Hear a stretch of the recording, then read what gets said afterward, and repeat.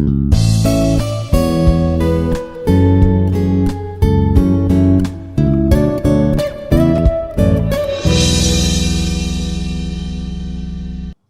to the session. I am Dr. S. Anusha Katiyini, Assistant Professor in Department of Chemistry, Institute of Aeronautical Engineering, Hyderabad. Today, I am going to discuss on biodegradable polymers. One of the module from polymer technology. It is the topic in polymer technology. So, we are going to discuss more about the biodegradable polymers. So, here the outcomes from this topic are: we are going to understand the types and the classification of biodegradable polymers and what are the advantages of these biodegradable polymers over polymers. So, the biodegradable polymers. So, the definition, classification and advantages of biodegradable polymers we are going to see in detail.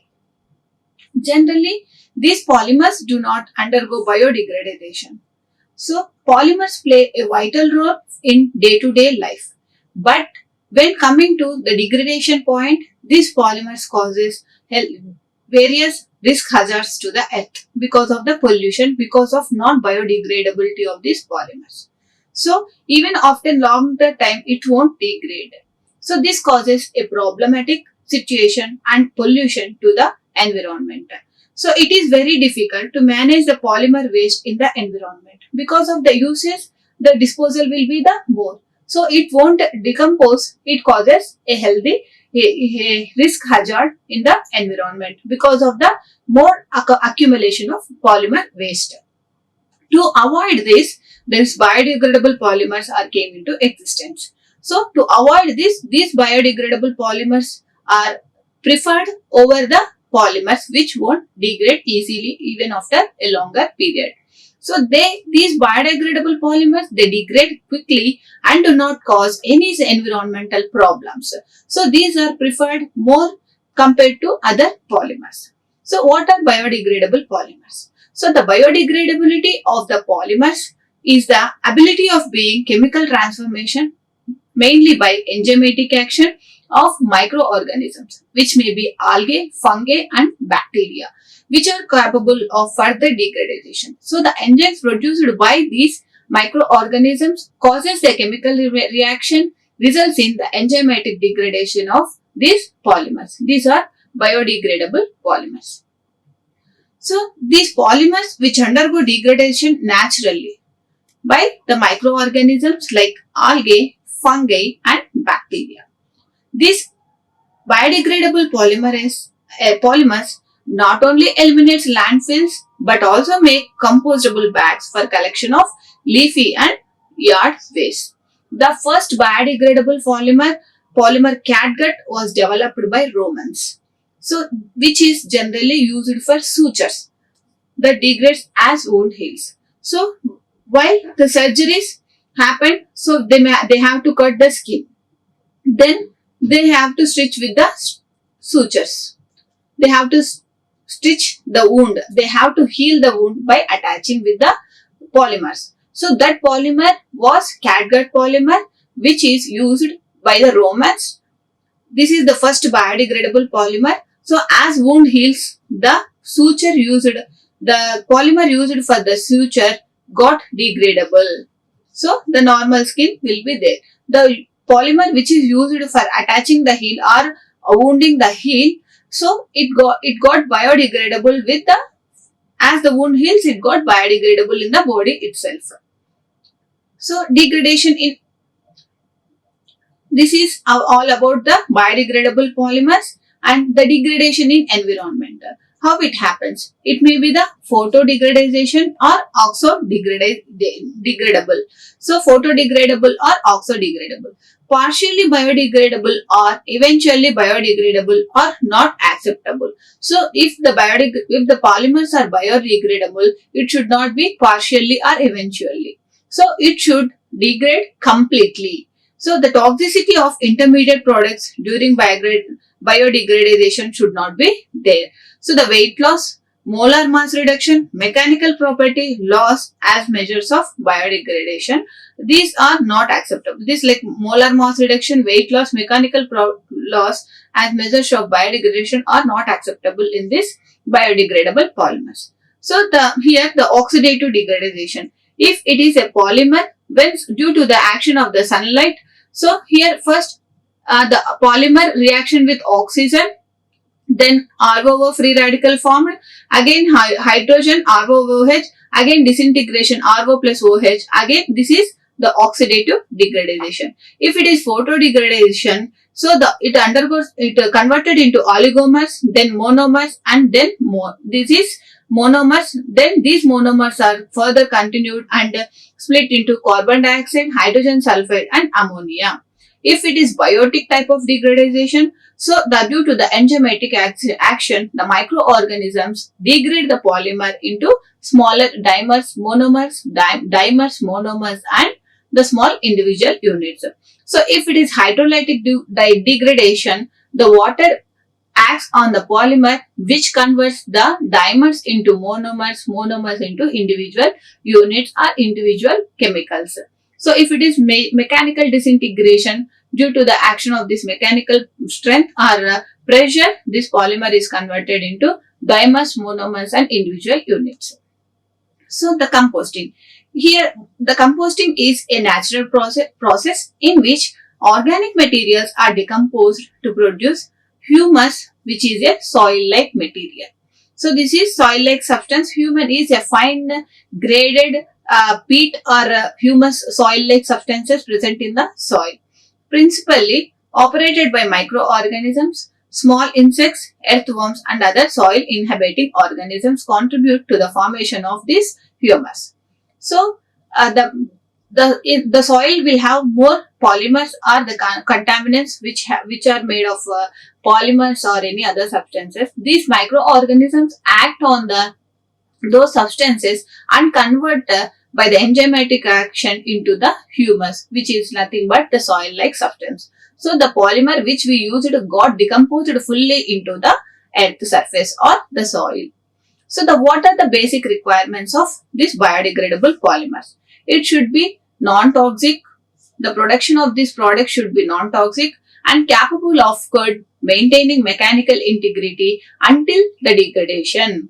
So it should have the mechanical integrity until not only at the time of usage, until the process of degradation and controlled rates of degradation. So the ideal characteristics for biodegradable polymers are it should be biocompatible, means shape, surface and leachable comes under this category, and bioabsorbable. So degradability, profile, reabsorption of degradation products comes under bioabsorbable category. So and bifunctional, it should be physically, mechanically and biologically should be functional. So until the degradation process happens, it should be biocompatible and bioabsorbable and bifunctional and should be stable until while the process of processing, sterilization and storage, these biodegradable polymers should be stable. So what are this term biodegradation is limited to the description of chemical processes. So some chemical changes are going to happen inside this biodegradable polymers because to alter either the molecular weight or solubility of the polymer. So the bioerosion may be restricted and refer to physical processes that result in weight loss of the polymers. So the bioerosion of polymers is basically of two types: bulk erosion and surface erosion. So the biodegradation, again it is of enzymatic degradation and hydrolysis, which involves both bulk and surface erosion and the combination. So first is here we have seen enzymatic degradation. So the enzymatic degradation is mechanism 1. It involves in 3 mechanisms how the enzyme is going to act on the polymer. So the first is, we know polymer is a combination of more units, small monomer units, which are cross-linked, or it may be linear or it may be block. So this is the cross-linked polymer. So first, the enzymatic action of the microbes will be on the cleavage of these cross-links.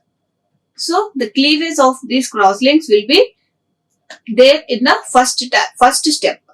Coming to the second step, the transformation of side chains. So there may be attachment with the side chains. So there the transformation of side chains.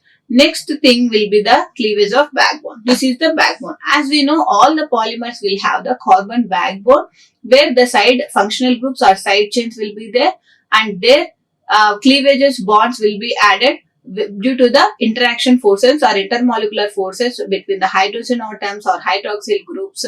So first thing is cross-link breakage or cleavage of cross-links. Next thing is the side chains transformation followed by backbone degradation.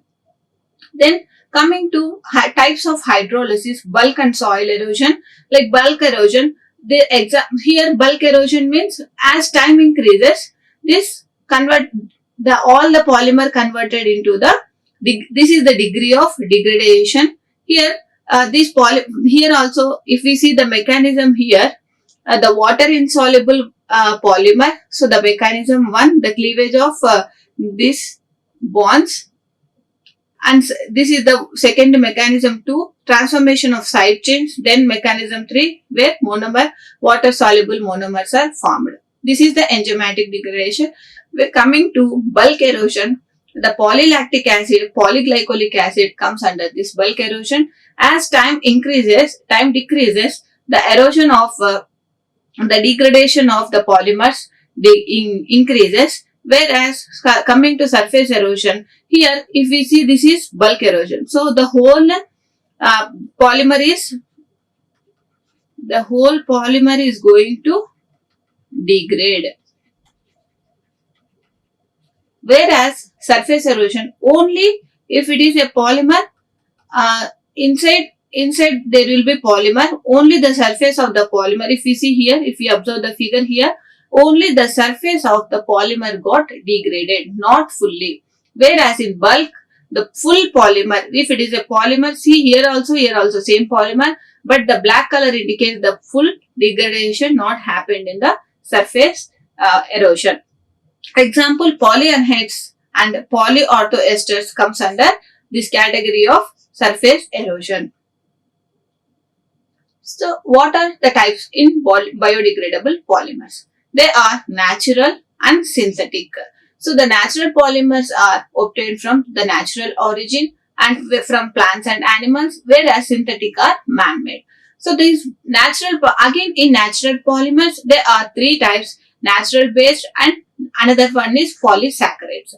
So the collagen, albumin and gelatin comes under the natural based polymers, whereas the polysaccharides like chitosan, agarose, cellulose and dextran comes under the polysaccharide category. These are the natural polymers.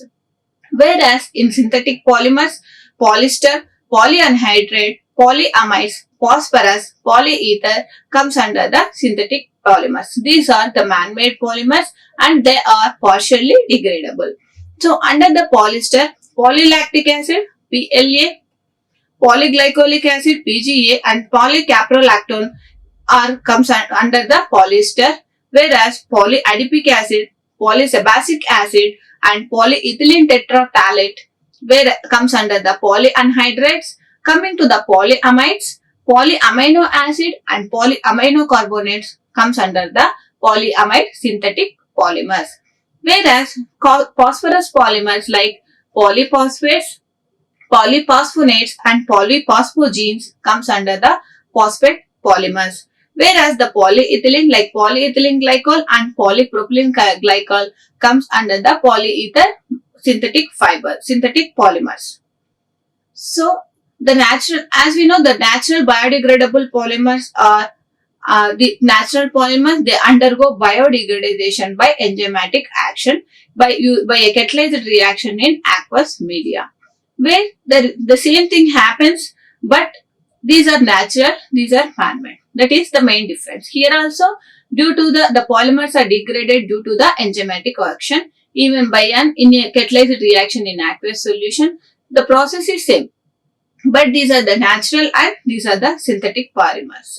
So as we have seen, natural chitosan, alginate, gelatin, dextran, polysaccharides comes under the natural fiber, natural polymers, and synthetic fibers like polyamides, phosphates, polyethylene glycolic acid, polylactic acid, polycaprolic acid comes under this synthetic polymers. So natural biodegradable polymers which are found in nature, and during the growth cycle of the organisms they are called the natural polymers. Examples: polysaccharides such as starch and cellulose. There are four groups of naturally occurring biodegradable polymers.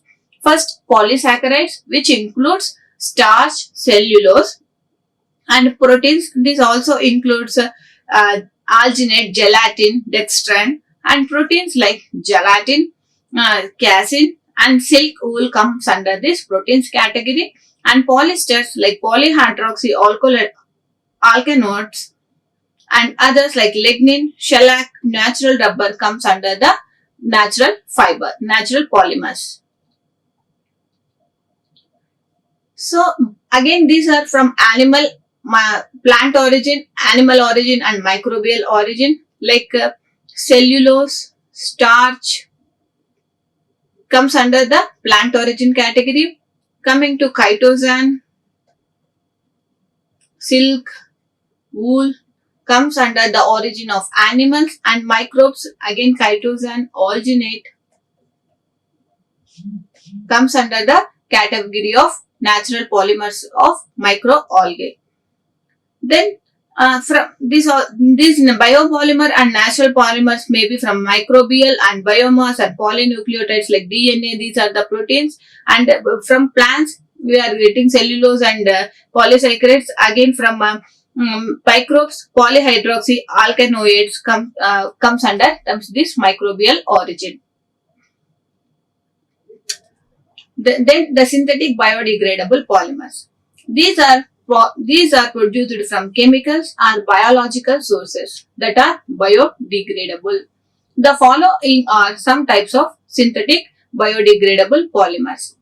Example: polylactic acid. These biodegradable thermoplastic polyesters belong to the class of polyhydroxy alkanoates derived from renewable sources such as tapioca starch, which is the major content for the preparation of sabudana. As we know, we use in household sabudana, this is made of, so this because of high cellulose content and highly sticky and gelatinous substance is present in this tapioca starch. Due to the high content of starch, this is used in the preparation of the household sabudana. And the tapioca starch is also used for the polylactic acid and polylactate preparation. So which gives polyhydroxy alkanoates, which is belong to a thermoplastic polymer like polylactic acid. So how this polylactic acid synthesis is happening? So the lactic acid structure is OH, then CH3, another carbon molecule with CO and OH.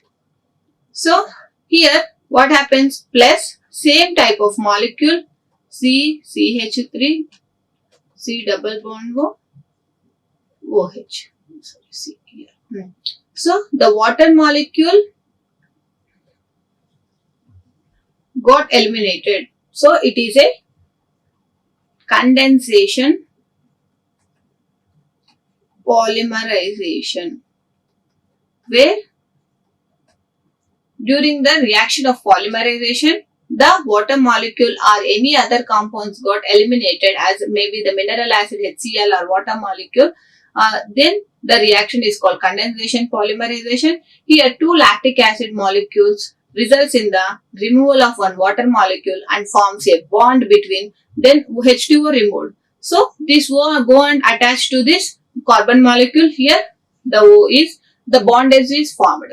So the lactic acids acts as a monomers in this reaction. So the resultant will be the polylactic acid. This is PLA. These are the monomers,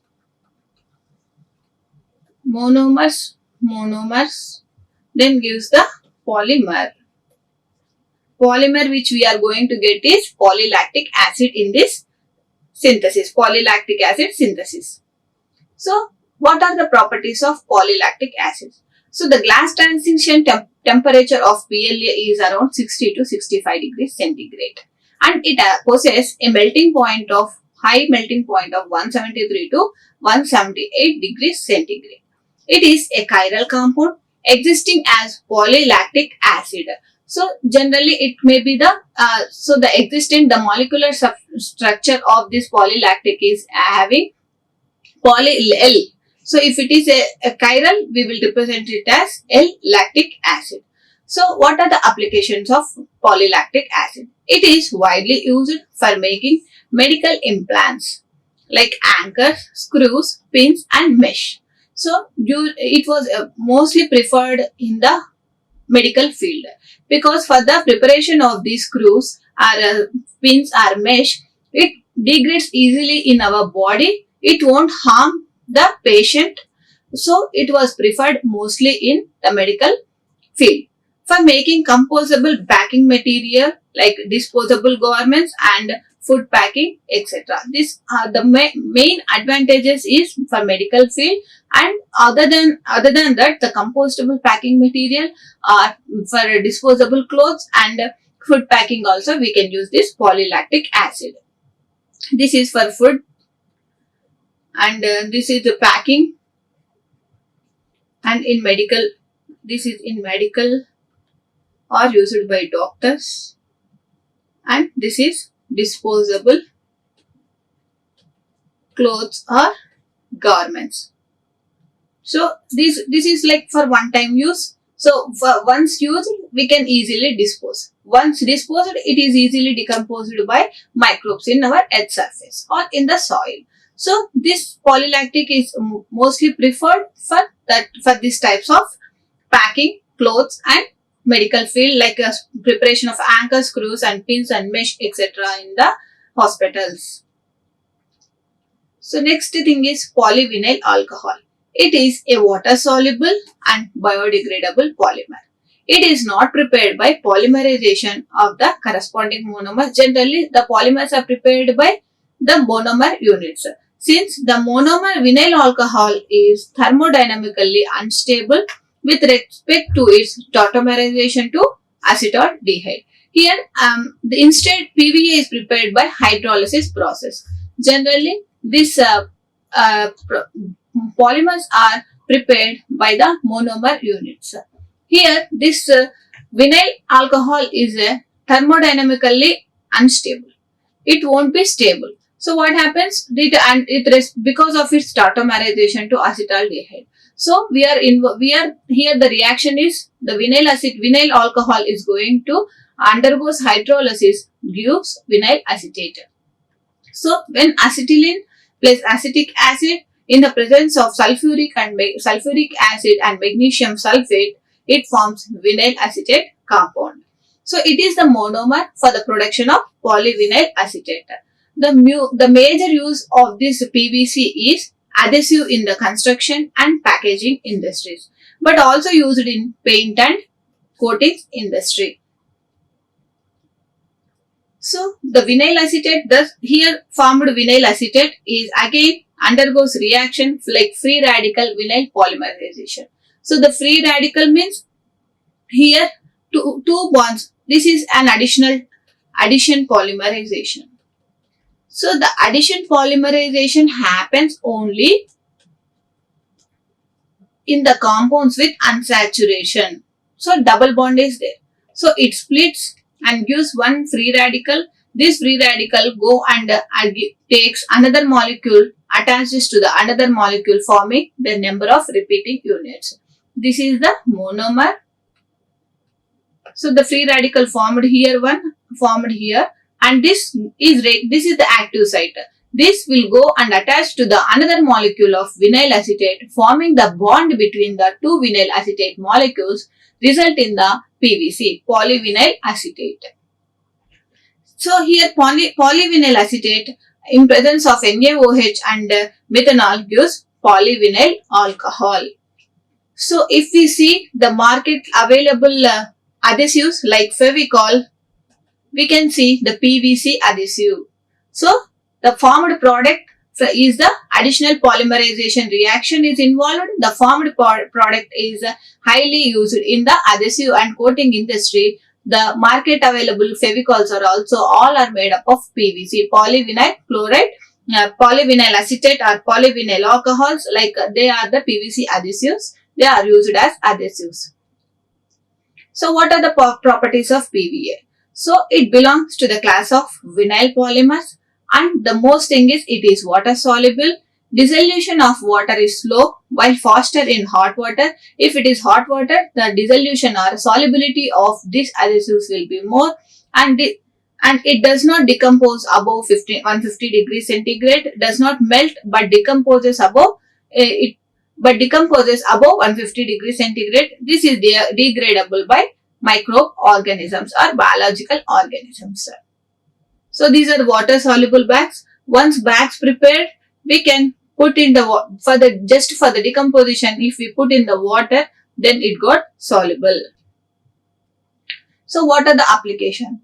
So polyvinyl alcohol is used in the paper marketing and textile wrap sizing, and also as a thickener and emulsion stabilizer in PVAC adhesives. So this formulation and variety of also in the formulations and variety of coatings. It has been applied in industrial, commercial, medical and food sectors and has been used to produce many products such as lacquers, resins, surgical threads. These surgical threads, as we know, they are used in the wound sealing. During wound sealing, these surgical threads are formed to attach or to reunite the skin.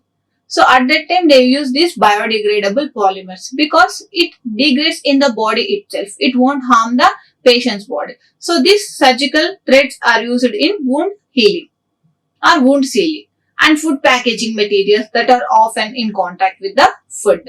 So this PVAC or polyvinyl alcohol products are playing a vital role in all the applications.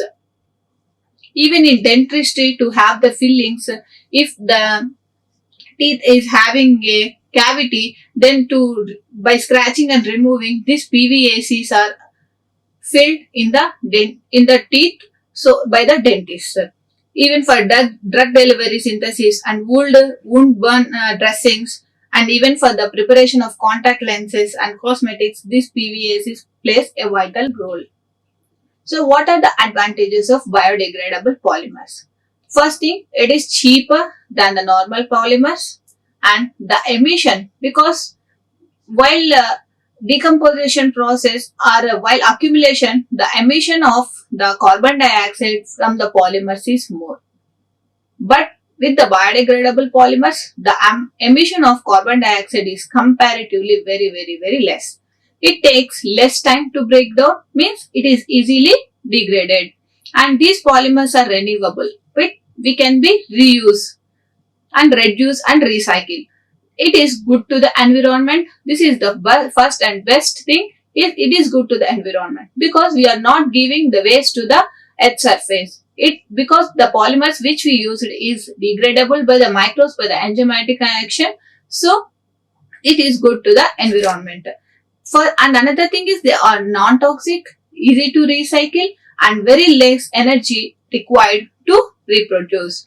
And these all in the medical field, if it has a localized delivery of drug and sustained delivery of drug and decrease in dosing frequency and stabilization of drug. This mixed with the suppose for drug delivery, this bioresorbable polymer application was used because it mixed with the specific chemical compound and it was inserted or injected into the patient. So the drug delivery is efficient and sustained, and low dosages, reduced dosing also can be given, and improved patient compliance at controllable degradation rate. So it have a varied applications. So ocular delivery and transdermal delivery for skin specialists and anti-cancer drug delivery. then targeted delivery, vaccine and drug delivery, and gene delivery. So it plays a vital role in the medical field. So then coming to the bags, if they are decomposable, it can be easily. See, if we see here the bag decomposed, then in decomposed, then mixed with the soil. So dimers, monomers into small macromolecules into smaller molecules, smaller into micromolecules, micro into very individual compound units, then mixed with the soil. So there was there is no pollution or no carbon emission to the environment. Thank you. Like, share and subscribe. Hit the bell icon for more updates.